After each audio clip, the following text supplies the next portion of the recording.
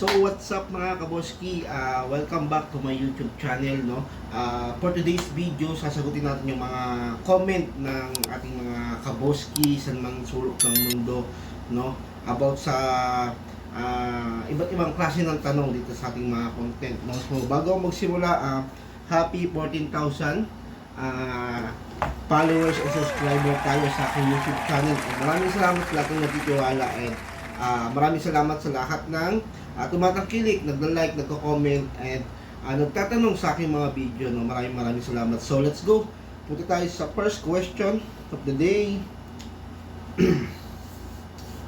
So ang question ng ating first kaboski is si Rapi Montejo, no.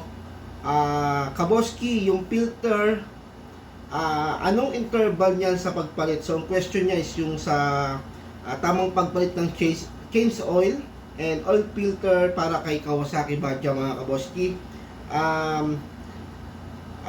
Kaboski Rapi, ang interval ng pagpalit ng filter natin, every time na mag-change oil tayo, magpapalit din tayo ng filter, no.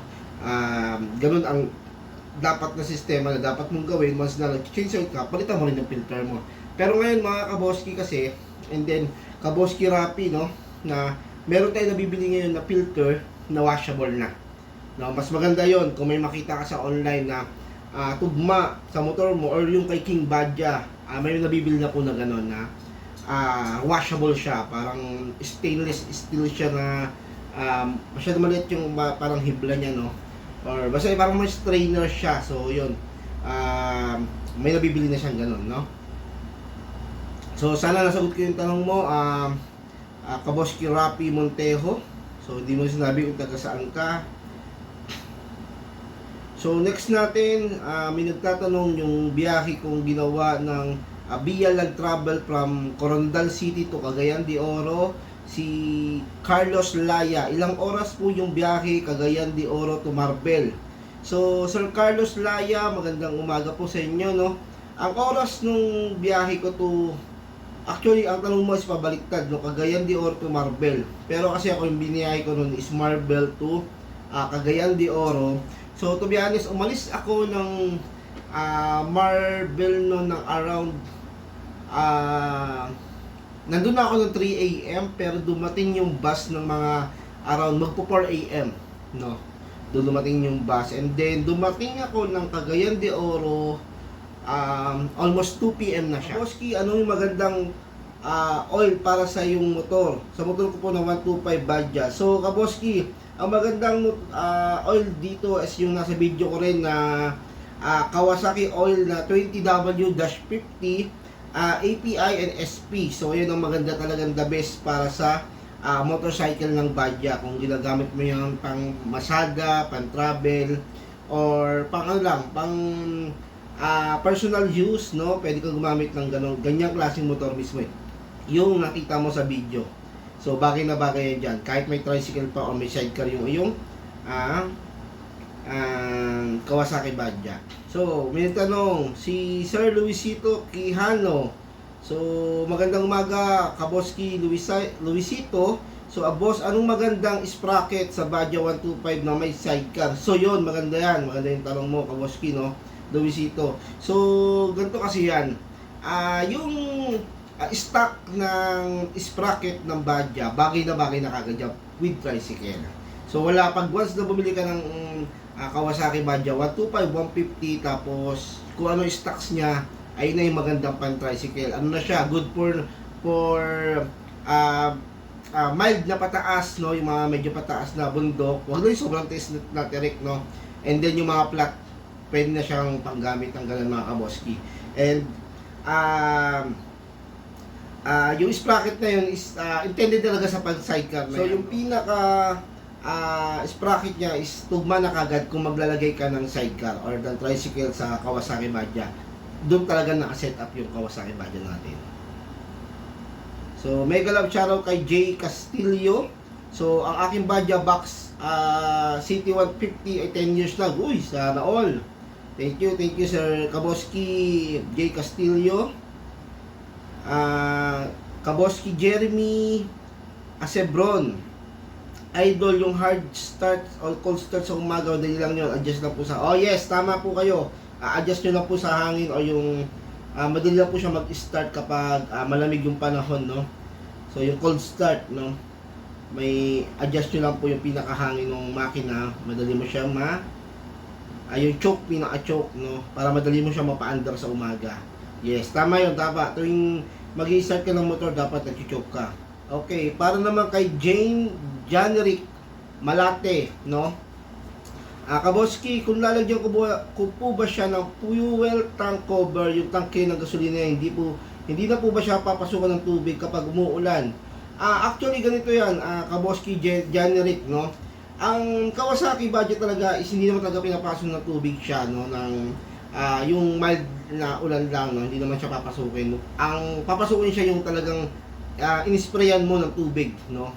Unless kung sira na yung pinaka-rubber nung fuel tank cover mo, maaari niya siya pasukin. Pero kung hindi pa naman sira yung pinaka-rubber niyan, hindi yan papasukin talaga. Pero once na tinutukan mo talaga ng spray yan, yung nangyari kasi sa akin yung Kaboski, no, na nagpapa-carwash ako ng motor, and then natuto ko dun sa tangke, talaga napasukan siya ng tubig, no.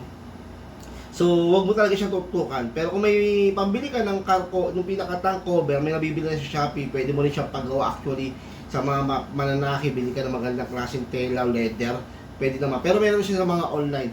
So, ang ginawa ko lang, to share ko lang, napasukan siya ng tubig, and then, di-drain mo lang, dalawang option pwede mong gawin. Kung sobrang dami yung tubig na pumasok sa kanya, is pwede mo i-drain yung gasolina para itapon, or else, pwede option to, kung konti lang naman yung tubig na pumasok, is i-pull lang mo lang siya.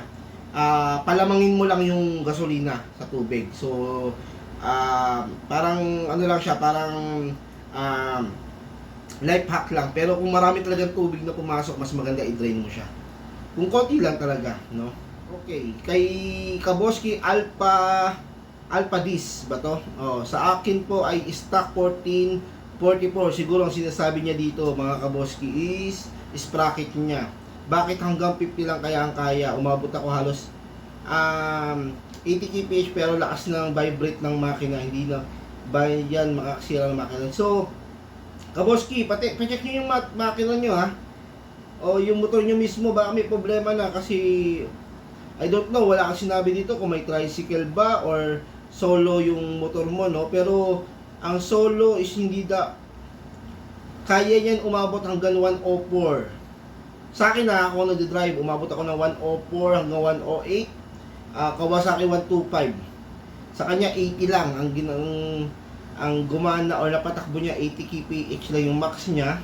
And then masyado daw ma-vibrate yung makina. So pa-check niyo yung makina niyo, Kaboski. Baka ilang taon na ba yan? Kung bago pa yan, baka may problema yung makina. So ipa-check niyo na lang, mas maigi pa. Pero stock naman yung gamit mo, dapat aabot yan at least siguro kung medyo mga 90 pero walang vibrate po siya. Okay? Para kay Jero Omor, para po sa akin, the best ang oil ng viscosity na 20W50 pang long drive. Yes po, pang long drive talaga yung 20W50 po. Talagang pang malayuan na biyahe, kung sa probinsya ka talaga, maganda talaga. Kasi ang mga drive naman sa probinsya talagang, ang market doon parang mga 10 to 15 kilometer, ang layo sa baryo. So, kung namamalengke ka, malayo talaga. Unlike sa Manila, pwede ko mga 10W40-40 kasi malapit tayong mga pupuntahan dito. Unless kung talagang mag-long drive ka or yung trabaho mo yung pangmalayuan, no? Hindi ba masyadong malagkit yung 20W? Di ba dapat 10W30 para mas malabnaw? Ayun nga, tulad na sinabi ko sa iyo, feel ko lang TV kanina na pang long drive talaga yung mga 20W-50, no? Para kaya yung sobrang init ng makina, kakayanin niya. And then yung 10W30 o 40 is yung malabnaw, pwede yan sa mga city drive lang, no, na makina po. Para naman kay Raven Pado, so last 3 question tayo. Pwede po ba yan sa Badja 100? Yung pang first change oil ko, yung 20W-50, Kaboski Raven Pado, no? Kung yung pagde-drive mo is long drive din or city drive, mas maganda kung long drive ka, pwede ka gumamit ng ganito. Pero kung city drive ka, mas maigi magbawas ka ng mga 40. Pero kung nasa probinsya ka, the best na po yung 20W-50 API SP po na pang chase all na Kawasaki po, no? And then next 2 question, para naman kay Donato Reyes, no? Kaboski Donato Reyes. Factory defect na bili mo, yung sa akin, minsan mainit panahon lalo gumaganda, humatak sa lamig, okay siya, 1 tick lang. Okay, nakadepende po yan, Kaboski Donato, no? Kasi may mga lugar talaga na sobrang lamig, tulad sa lugar nung sa lugar ng misis ko sa South Cotabato is tag umaga sobrang lamig talaga, halos para siya tawag dito, nagkakaroon ng mga moisture or medyo parang yellow yung mga halaman. And then talaga sobrang pag niya, malamig, sobrang lamig ng tangke sa umaga, kaya mas the best din, no? Nakadepende talaga yan sa lugar, sa location mo, no? And kung ganun kalamig talaga, kaya mas maiging painitin muna yung makina bago kayo magpatakbo. Okay. May galab shoutout kay Kaboski Freddy Rivera Esquilio, no? Yung City Badja 100 niya, okay na okay pa hanggang ngayon, 2008 model. Sana all, 2008. So almost 20 years na sa 2028, no? Sana all. Galing, napakahusay. Talagang ako, believe talaga ako sa Kawasaki Badja. Talaga ako pong probinsya.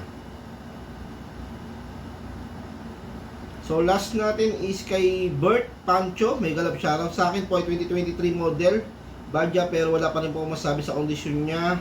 Ang makina, basta huwag nyo lang pong ibirit ng sobra para di kumatok. Alagaan pa rin sa pagpalit ng langis. Yes, agree with it. Parang sabay yata tayo, 2023 ang Badja ko. Okay, pala, 2021. Oo, gagano pala ako, nauna ako sa'yo. So yun, tama ka, dapat laging alagaan yung paglinis ng langis lang talaga.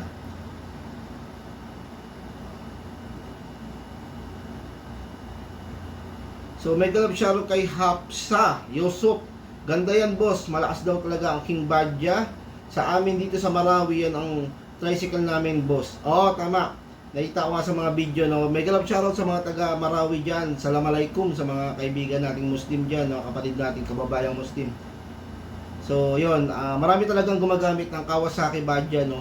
Pagdating sa motorcycle, ginagamit pang hanap buhay, pang habal, pang tricycle, pang top down or pang deliver talaga, no. Kasi talagang sulit siya pang long ride, malakas humata kahit mabigat yung karga, napakaganda talaga. 100 man yan, 125, 150, napakaganda yan. So maraming salamat sa mga nagtanong. Huwag kalimutang mag-like, mag-subscribe, mag-comment, and don't forget to comment din kung taga saan ka, tulad ni Kaboski Yusuf na sinabing taga Marawi, no. So, maraming salamat, and mag-comment lang kayo sa mga question ninyo, and subukan natin sagutin yan isa-isa. Maraming salamat sa mga kaboski natin sa mga sulok ng mundo. Maraming salamat, and thank you for watching, and bye-bye!